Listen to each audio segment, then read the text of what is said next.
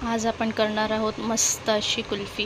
बघू शकता तुम्ही, ही घरी केलेली कुल्फी आहे। तर चला रेसिपीला स्टार्ट करूया। त्यासाठी मी इथे घेतलं आहे 2 लिटर दूध।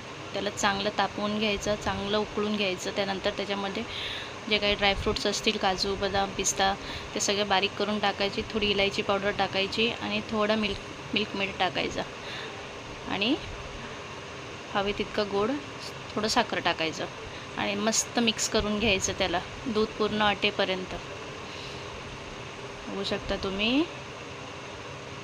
त्याच्यानंतर कॉर्नफ्लॉरची स्लरी करायची।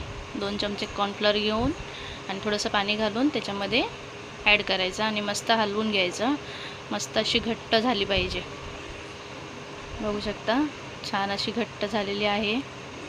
अशी इडलीचा बॅटर असतो ना, तसं घट्ट झालं पाहिजे। त्याच्यानंतर तुम्ही आईस्क्रीम मोल्डमध्ये त्याला भरा आणि आईस्क्रीम मोल्ड नसेल तर मग घरी वाटी, छोटासा ग्लास वगैरे असं काही असेल तर त्याच्यामध्ये भरू शकता। इथे मी भरलेलं आहे, बघू शकता तुम्ही।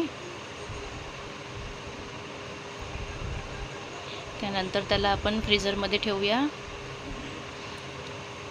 1 दिवस पूर्ण त्याला फ्रीजरमध्ये ठेवू। त्याच्यानंतर बघा तयार आहे आपली मस्त अशी कुल्फी। ट्राय करा, खूप छान लागते।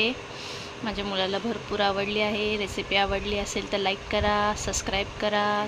थँक्यू।